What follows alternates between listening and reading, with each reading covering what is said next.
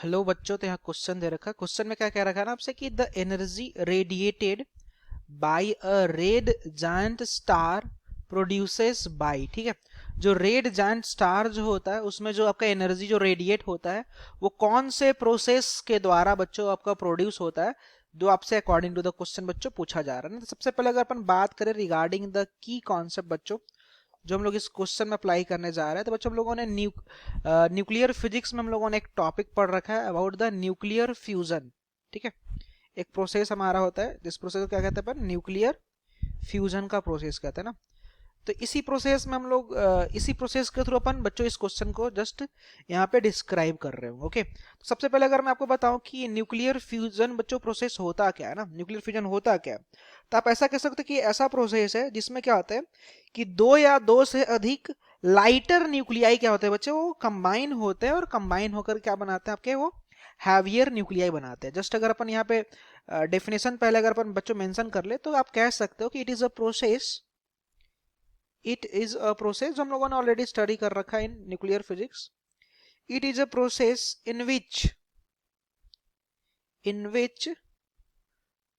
To or more in which two or मोर, ध्यान देने वाली बात है कि टू और मोर कैसे न्यूक्लियाई होने चाहिए बच्चों, तो लाइटर, हल्के न्यूक्लियाई होने चाहिए ना। Two or more lighter nuclei combines to form a heavy nucleus, ठीक है।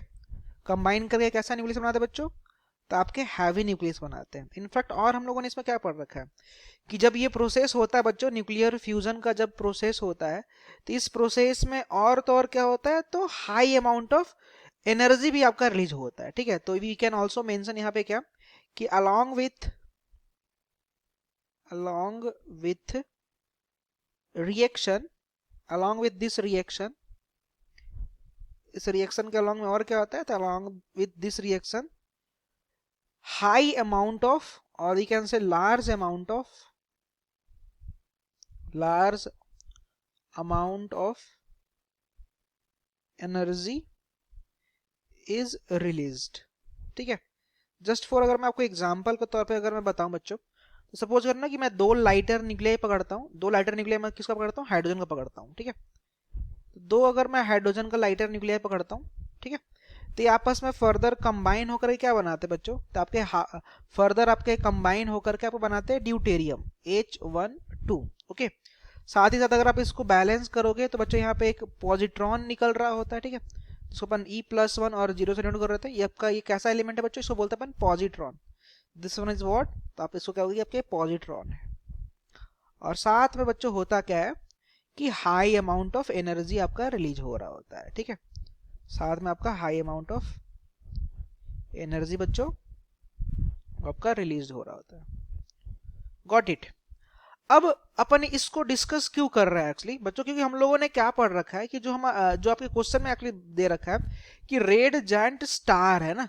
अब जो स्टार वाले कंडीशंस में क्या होते हैं, स्टार्स का अगर मैं आपको बात बताऊं, जैसे मैं अब ले लो सन ले लो या फिर स्टार ले लो, तो बच्चों सन और स्टार में क्या होता है, सन और स्टार में क्या होता है कि ऑलमोस्ट वो क्या होता है कि वो 90% जो आपका है ना, सन या स्टार जो होते हैं वो 90% आपके हाइड्रोजन से बने हुए हैं, ठीक है।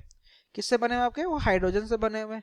और बाकी के जो बचे हुए जो 10% है ना बच्चों, वो 10% आपके अदर एलिमेंट है, ठीक है। 10% यू कैन से कि क्या है आपके, तो 10% बच्चों आपके अदर एलिमेंट है। अब आप सोचो कि सन और स्टार के पास क्या होता है, तो बच्चों हम लोग बोल सकते हैं कि सन और, सिंस हम लोगों ने देख रखा है कि सन या स्टार के पास काफी हाई अमाउंट ऑफ टेम्परेचर होता है। टेम्परेचर कहने का मतलब कि हाई अमाउंट ऑफ उसके पास एनर्जी है। अब सोचो कि ये एनर्जी जो इसके पास है मौजूद, ये एनर्जी कहाँ से आया होगा, आखिर कुछ ना कुछ तो हुआ होगा ना, कोई प्रोसेस तो हुआ होगा, तभी तो जाकर के एनर्जी आ रहा होगा। तो हमें क्या कंक्लूजन निकलता है कि हम लोग इसके और अंदर जाते तो हमें क्या मिला कि 90% तो हाइड्रोजन से बना हुआ है। और तो और जब ये 90% हाइड्रोजन से बना हुआ है तो एनर्जी कहाँ से आएगा, तो हम लोगों ने ये स्टडी किया है कि बच्चों जो न्यूक्लियर फ्यूजन वाला प्रोसेस है उसमें कैसे न्यूक्लियाई पार्टिसिपेट करते हैं।